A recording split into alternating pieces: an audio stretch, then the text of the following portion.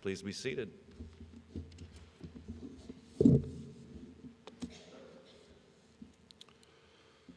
For our sermon today, we step into the shadows of one of the darkest nights in our history, a night of betrayal, of fear and confusion. Torches flicker in a garden, soldiers approaching through the darkness, the silence of the night broken by footsteps that will change everything. In John 18, we find Jesus being arrested, bound, and taken away. Peter, one of his closest disciples, follows along nearby, keeping to the shadows. To be clear, this scene is tense and it's heavy. Soldiers have taken Jesus. Religious leaders are interrogating him, and Peter, who only hours before had sworn his loyalty, denies even knowing him. This moment, it sits between two scenes of deep significance. Last week, we remembered how Jesus knelt and washed the disciples' feet, an act of humble love and service. We even heard Peter himself boldly declaring to Jesus that, "You will never wash my feet," a misguided but clear declaration of loyalty.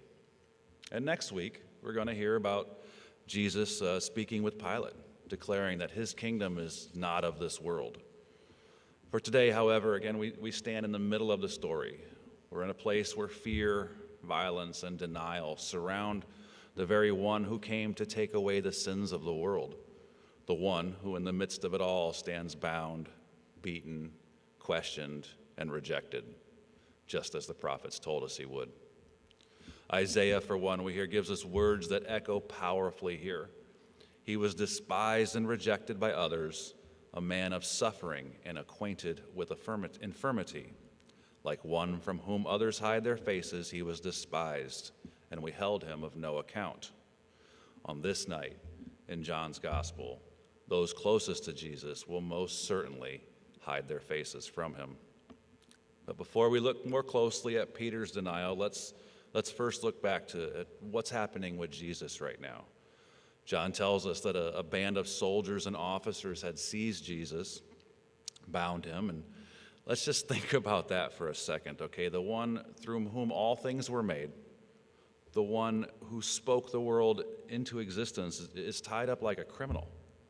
The one who set the stars in the heaven is restrained by human hands. Yet this is not a moment of weakness. This is a moment of obedience. If we look back to Isaiah, where it had been written centuries early, he was oppressed and he was afflicted, yet he did not open his mouth. Like a lamb that is led to slaughter, Jesus does not resist, he doesn't argue, he doesn't fight. He, knowing all that was to come, allowed himself to be led away. Now, why would he do that? Why? Because this is exactly the path he came to walk for us. And everything that happens on this terrible night unfolds according to God's glorious plan of salvation. Not the disciples' plan, not Pilate's or Caiaphas' plan, but God's plan. To be clear, Jesus is not a victim of political intrigue or religious hostility from one group or another. He isn't a victim at all. He is a suffering servant who willingly, knowingly bears the sins of the world. The soldiers take him. They lead him first to Annas, the father-in-law of Caiaphas. Annas begins questioning Jesus about his disciples and his teachings and whatever he may or may not have said. But Jesus answers calmly and clearly, saying, "I have spoken openly to the world.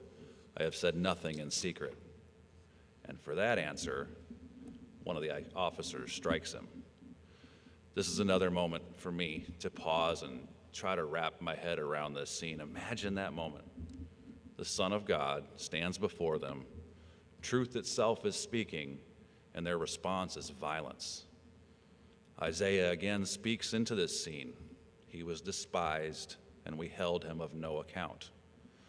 Jesus receives the blow without retaliation. He continues to bear the rejection of the world. Now, a quick side note here about this story. We hear a lot, people say that the gospel is obsolete, that the Bible is irrelevant in today's day and age. But to me, it seems that violence and denial in the face of hard truths couldn't be more relevant. Now back to the courtyard and Peter, as our story continues to unfold. Remember, this is the same Simon Peter who only hours earlier had insisted, "I will lay down my life for you," and refused to allow Jesus to wash his feet. The same Peter who drew a sword in the garden to defend Jesus. His intentions were indeed bold and sincere, but the situation has changed dramatically. Jesus is under arrest. There are soldiers present. The threat has now become very, very real. And Peter finds himself warming his hands by a charcoal fire among the servants and guards and whomever else was hanging around expecting to see a show. Someone asked Simon a simple question: "Are you not one of this man's disciples?" Peter answers. His answer echoes with heartbreak. Simple answer: "I am not," he says.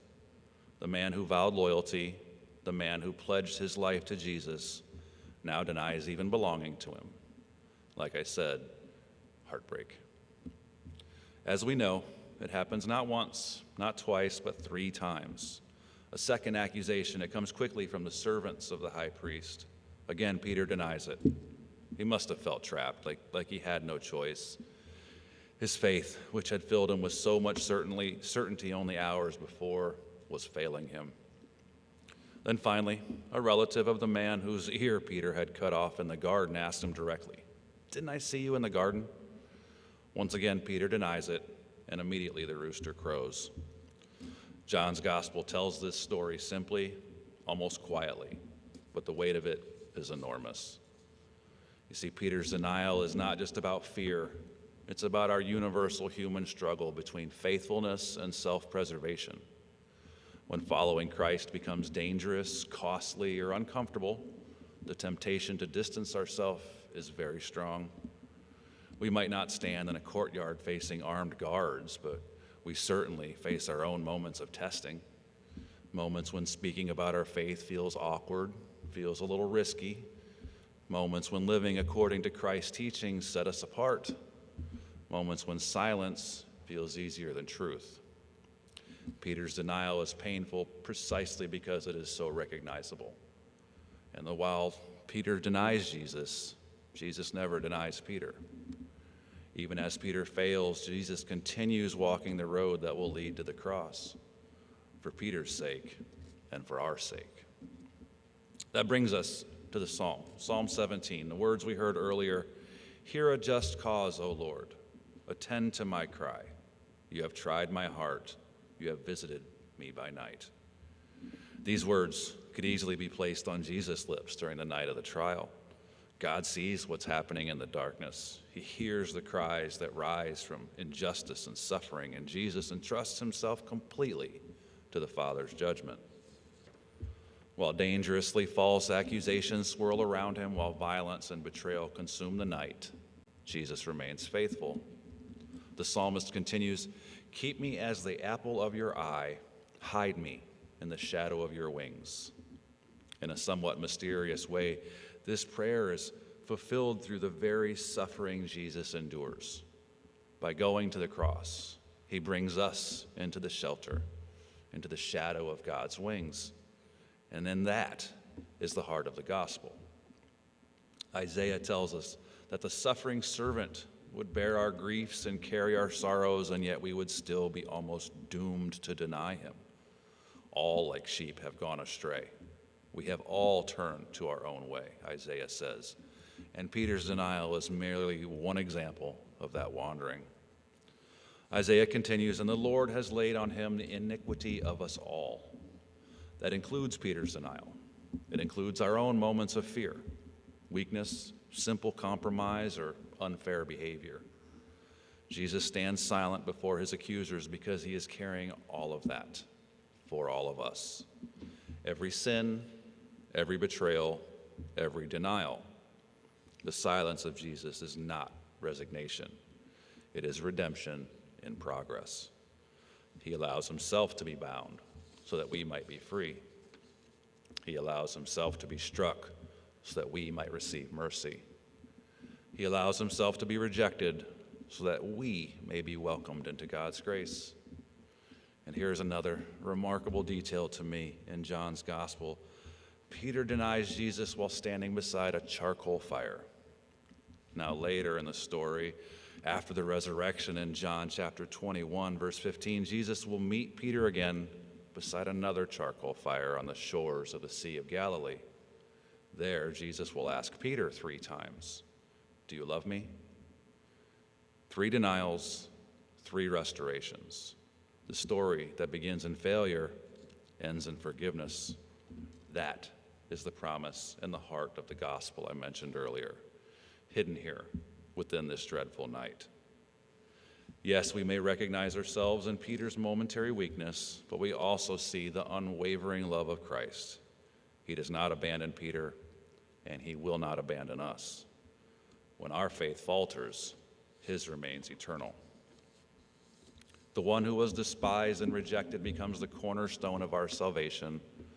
The one who stood silent before his accusers speaks forgiveness even from the cross. Father, forgive them. They know not what they do.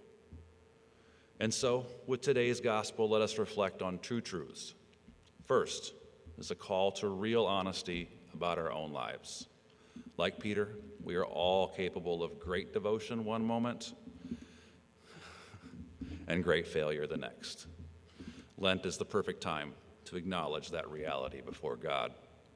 But second, and maybe even more importantly, is a call to trust in the mercy of Christ. Because we know this story doesn't end in the courtyard with the rooster crowing. It doesn't end with denial. The story moves forward to the cross, to the empty tomb, and to restoration. Next week, like I mentioned, we will stand with Jesus before Pilate as the drama continues to unfold. The tension will grow, the stakes will rise, and the path to the cross will become even more clear.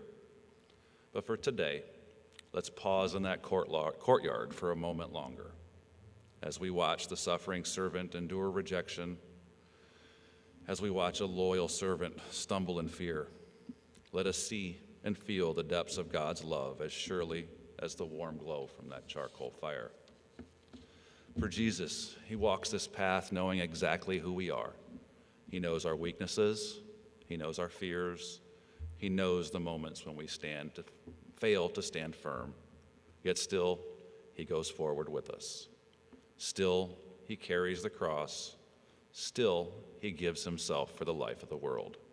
He goes forward with us, for us. As we continue our own Lenten journeys, let us hold fast to the promise that our failures are not the end of our stories either. Because Christ has taken them upon himself, the one who was despised and rejected has become our salvation.